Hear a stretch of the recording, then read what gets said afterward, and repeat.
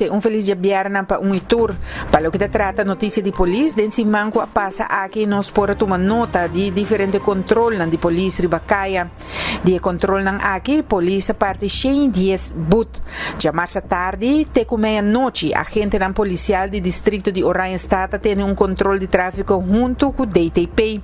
A controlar total de 297 veículos, tanto auto e brommer.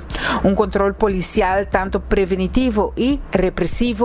Tabata tem diferente boot, entre outros, chofer ganha multa para manejar auto sem belasting válido, sem seguro válido, sem keuringscard válido, sem safety belt e diferente outro inflacionam. Trabajando em equipo que sostém de motor units, alogra hasi e controlam policial na diferentes pontos estratégicos de Oranje Stad. Segundo o corpo policial, e controlam policial aqui não lo stop. E lo sigue na diferentes sítios estratégicos, diferente horário de dia e na diferente distrito.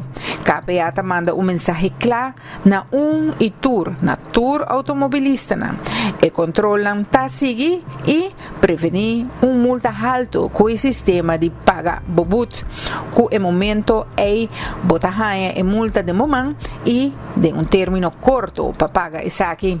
Seja consciente, manejar responsável com turbo papel na ordem, van nos tour e ajuda junto para tráfico seguro. Também ainda Aruba Talanta com notícia triste. Já vieram ainda a socio de acidente caminho auto a dar peatão na Posto Chiquito. Personal de polícia e ambulância chega no sítio, pero não porá nada mais para a vítima. Investigação a começar mesora no sítio.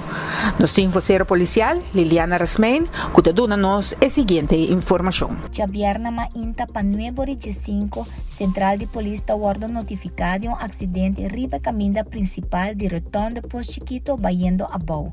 Se trata de acidente sério caminho auto a alcançar peatão.